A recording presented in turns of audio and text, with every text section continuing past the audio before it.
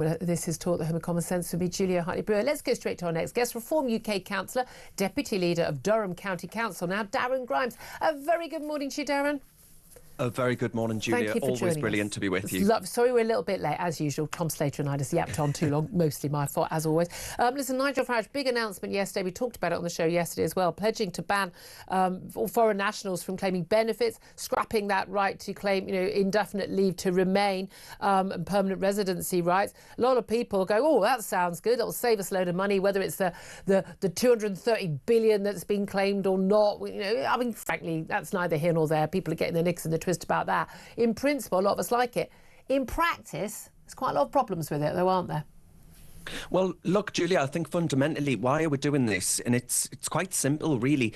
Britain is the only country in the world that's actually daft enough to give foreigners what is considered welfare for life, right?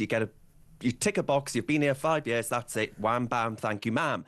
Singapore, for example, may make you reapply every 5 years, right? And citizenship is incredibly hard to actually obtain. And I think that's right, Julia.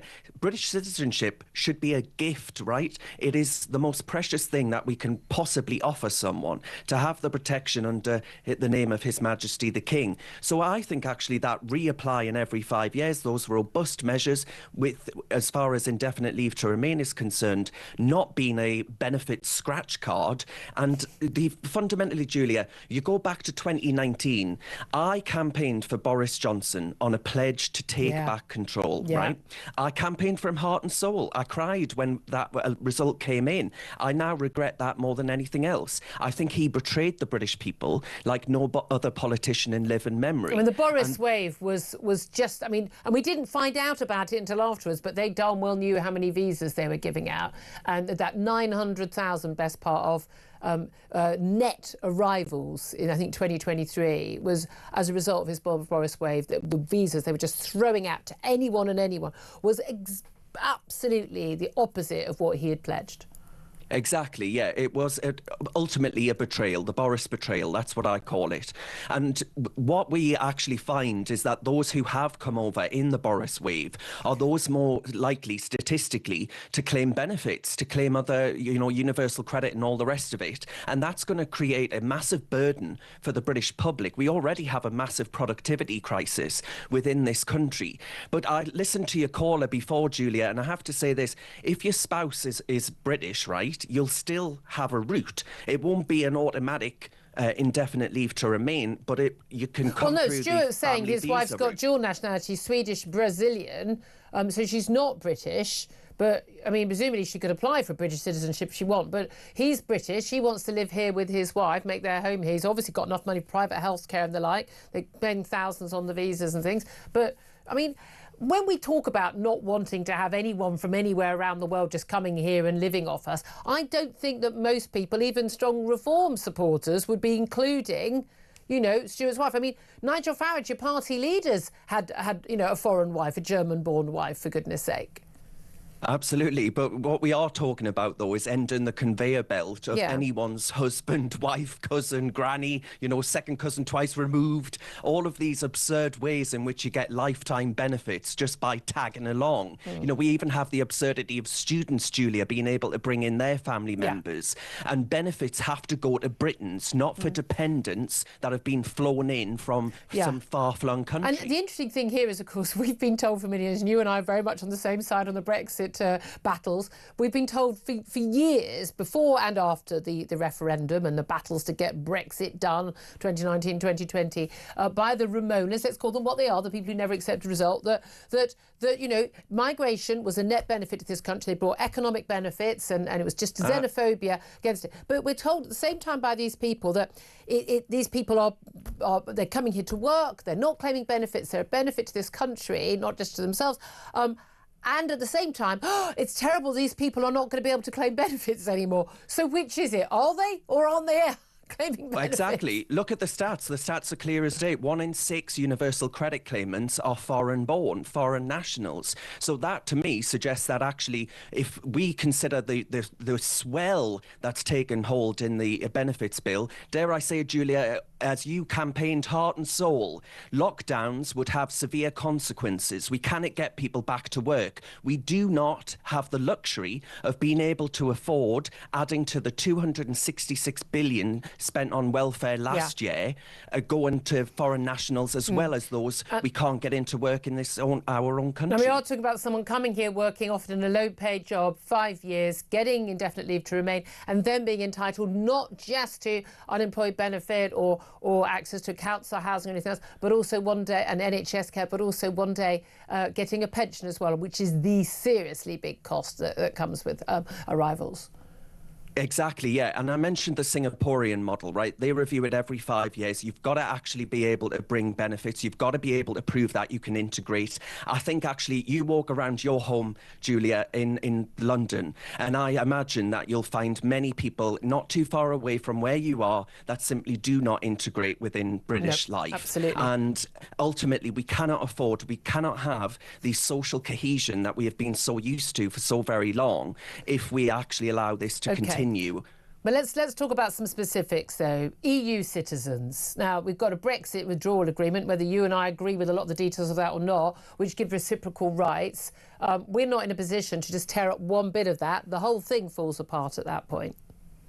Yeah, OK, so... but 4 I think million, actually 4 million EU nationals in this country are claiming this indefinite leave to remain. Yeah. So all of those things within the Article 50 negotiating period, you know, I don't think we'll be going back and saying, actually, I think Miss Fernandez down the road is going to have to go back to España. I think actually there will be some common sense applied here, but it's around actually saying that welfare has to be for citizens only. Okay, all right, but I want to go on the details. So we talked about spouses, being able to get it if they're, clearly married to Brits or whatever. Talked, in case of Stuart, you called up. The Irish are a different case. They count as not foreigners for all intents and purposes in British law. We have, free movement and the like. So it wouldn't include Irish people.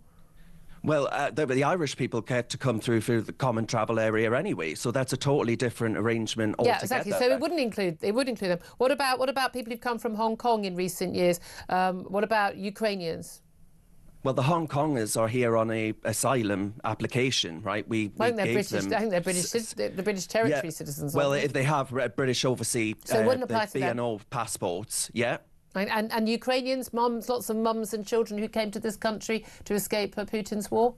Well, with any luck, Julia, President Trump will be ending the Ukrainian war, and then the poor Ukrainians can go back home. OK, all right then. So as far as you're concerned, this is something that's doable. What do you make of the criticisms that, look, the numbers don't add up? You've got some reports from some numbers from a think tank report from the CPS, and they say, oh, actually, you can't use those numbers. What do you say to that criticism? Well, the Centre for Policy Studies actually found that the benefits bill will be absolutely ballooning if we allow the Boris wave to receive indefinite leave to remain. Look, what we have to say yes to as a nation, Julia, is yes to entrepreneurs, yes to investors, yes to those who are going to come here, contribute and integrate. But Britain says yes to skills and capital. It must start to say no to mass, cheap labour. That is what is undercutting the wages of your viewers and listeners, right? People like my brother, who's in and out of factory work, competing with foreign labour all the time.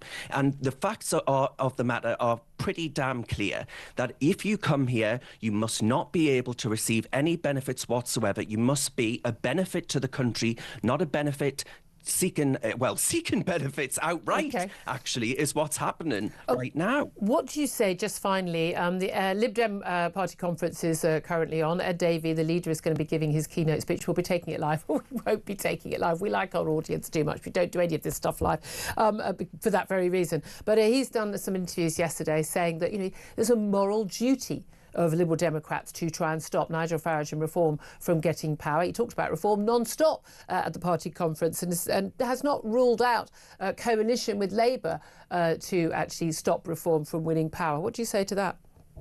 Well, I think actually this is a sign. We see this on our own council, Julia. They're up in arms about the fact that we undeclared a net zero emergency that they had declared in 2019 and instead declared a care emergency. We chose wheelchairs over windmills, and they are kicking off like you wouldn't believe over that. Look, they accuse us of being anti-immigrant. Well, we're not. We're just anti-scrounger. And they accuse us of being unruly and unwieldy when it comes to our management of the books. Well, actually, Julia, we would just rather ensure that every book that you send over is getting the best possible deal for you as a taxpayer. And right now, that simply ain't happening. All right, really good to talk to you, Darren Grimes, Deputy Leader of Durham County Council. Quick word from Tom Slater.